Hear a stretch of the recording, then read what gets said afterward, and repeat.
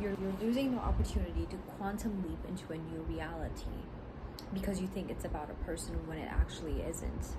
And I had no idea that a lot of people were going to be interested in this topic, and I also had no idea that no one has ever made that connection before, but this is the truth. The first thing I want to discuss is, well, first of all, I do not care about what the scientific community thinks about what limerence is, because frankly I don't find it to be helpful at all, because they relate it to your attachment style and they relate it to trauma, and truth be told, none of that information really has ever helped me out. What it had helped do was be stuck in a loop of healing, and that's not what we're gonna do right now.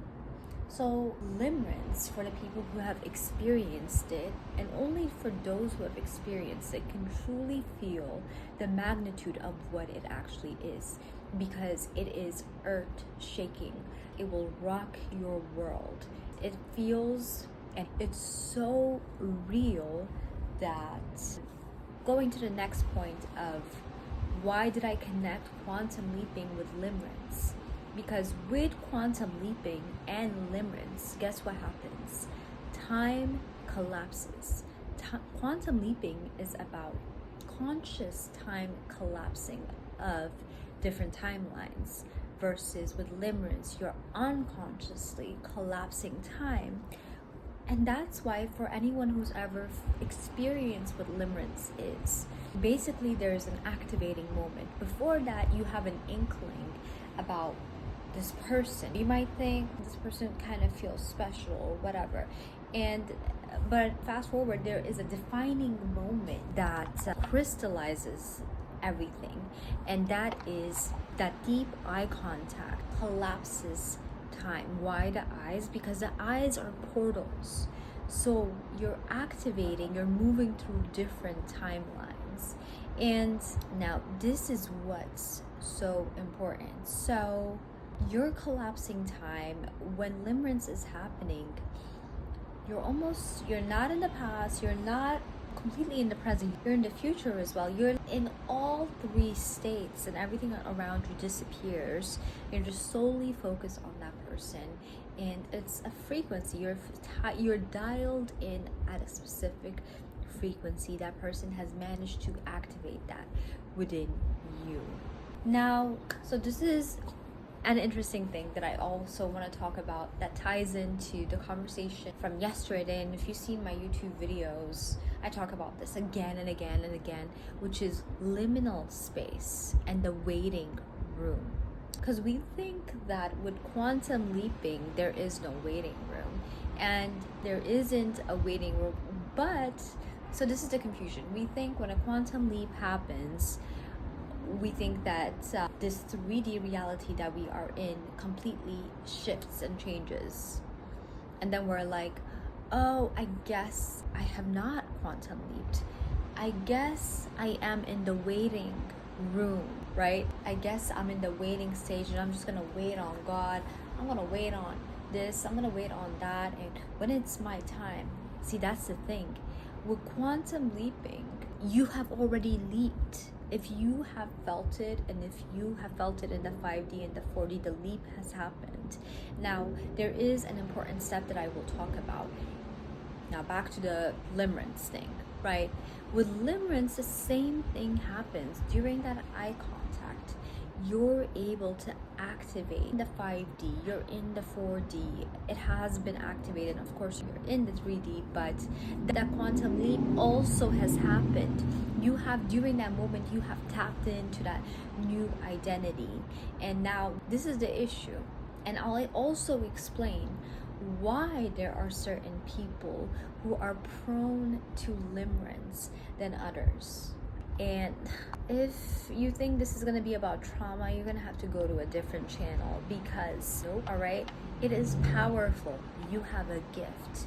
And the gift is you are highly comfortable, first of all, in the 4D.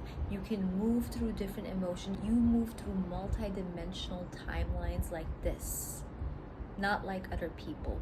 So you're tuned in to other timelines more than other people. You are attuned, you are sensitive, you are gifted, but it has not been used properly. Now, this is the issue that I have learned, and I'm saying this because this is me as well. The people who are very comfortable in the four tend to experience limerence quite often because they have not connected that. What is that missing thing that needs to be connected? The people who are comfortable in the 4D usually do not understand the importance of 3D. Why? Because we're constantly told in the spiritual community to overlook it. We think that if we write down or script or just maladaptive dreaming non-stop, it's gonna happen. But guess what? You do not have an issue with that. You can do that very easily.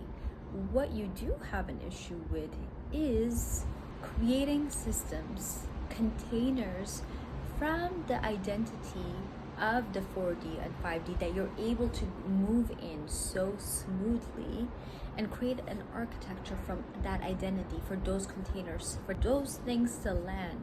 Now, this is an example that I keep giving, and I'm going to keep giving it because now imagine if there wasn't, your body is part of the 3D. So no matter how many times we want to overlook the fact that we are spiritual beings, we are in a body. So if we want whatever we want to land in this physical form, it requires structures, not just any structures and containers, but containers and structures built from 4D and 5D that you were able to tap into during that limerence moment, right? So this is another thing that I want you to think about.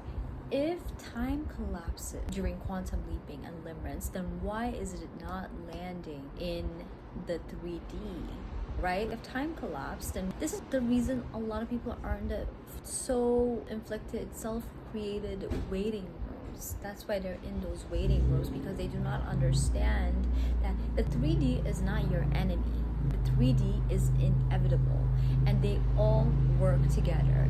You start from 5D, 4D, and 3D, meaning that if you have not prepared all these downloads, all these identities or whatever to come into form, if you have not prepared the ground for it, it will not land.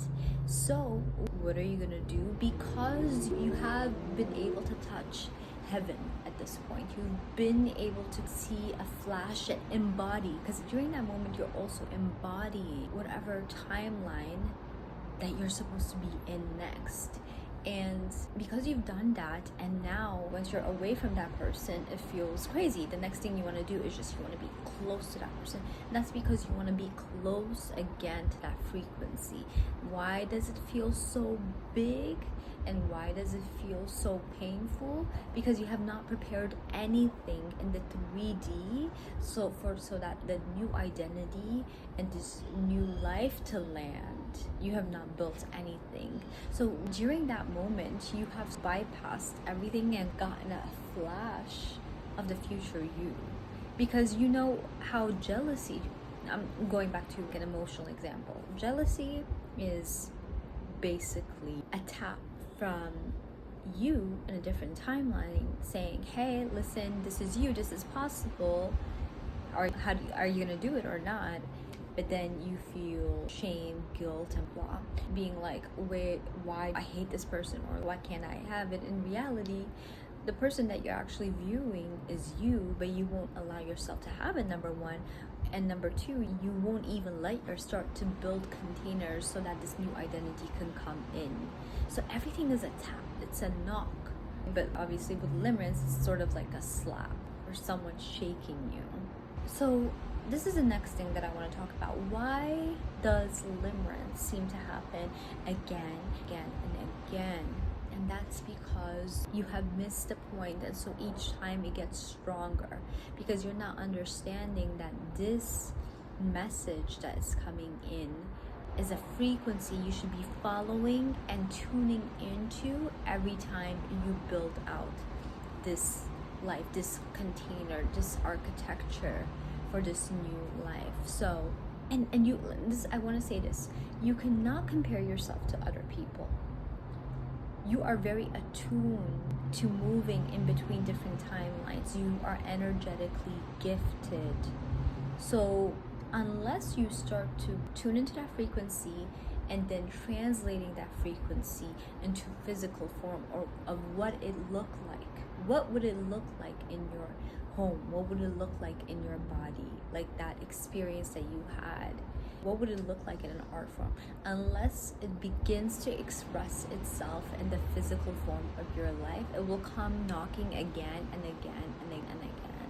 Now, I want to say this too. With people who have experienced limerence, there's this common thread of you have that deep eye contact that activates everything, or you experience something special that happens, and then that person disappears, or the universe seemingly gets in the way. And the reason is, it's because you were only supposed to see a glimpse of what that frequency is, and you're supposed to create and build from there, right?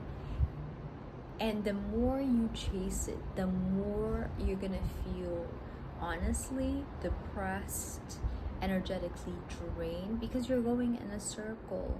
You're trying to chase something in a 3D, it's a portal.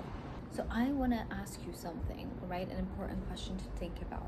After that activation, why does it feel like the universe doesn't want you to connect again? The more you try, the more drained you feel. Because that moment was, the purpose of that moment was to serve as a portal. It was supposed to serve as a portal to almost accessing the human form of what that portal would feel like. Have you ever smelled a perfume that as soon as you had a whiff of it, you saw yourself in the future, past, and time collapses? That's in a sense. And this is in a human form, having access to it in a human form.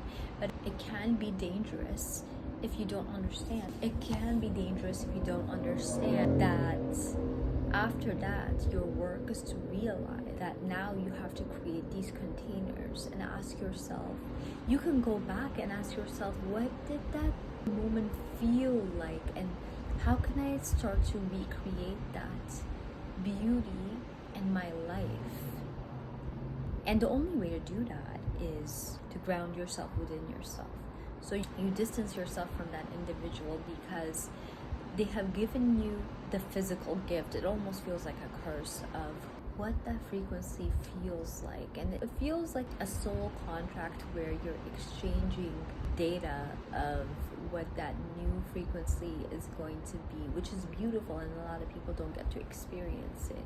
But the issue is sometimes we want to stay in that 4D scenario forever. And this is why nowadays I am so against. Here's the thing. You can make bank on teaching from a 5D standpoint, which is focus on the vision and forget about the humanly desires. It's all about connection. And then you can solely focus on 4D, which is identifying and then healing and blah. Or you can take the 3D route of, for example, Tony Robbins, where we're just focused on doing. But the issue is, see, if you focus on only one of those plane at a time, guess what? The people teaching you that will, of course, be rich because they're not giving you an opportunity to empower yourself and leave. It's a trap because all of them work together.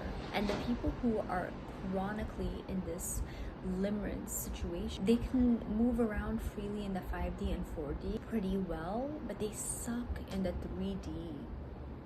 And from my experience and from what I've seen, people who do that are prone to obsessive behavior because they don't know how to channel it into 3D.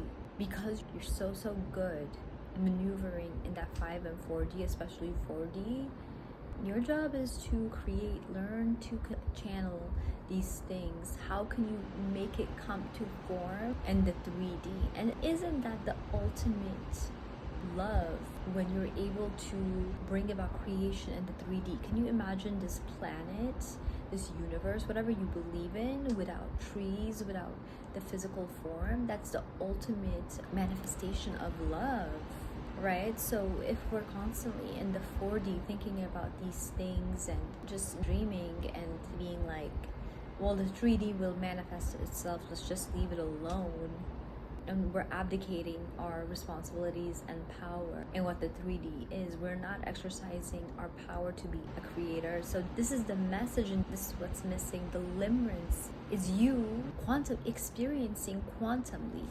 It's you experiencing quantum leap, time collapse. A lot of people don't get to do that. And what a beautiful way to go about doing it. The issue is, how are you going to, now that you've experienced it, can you channel it in the 3D?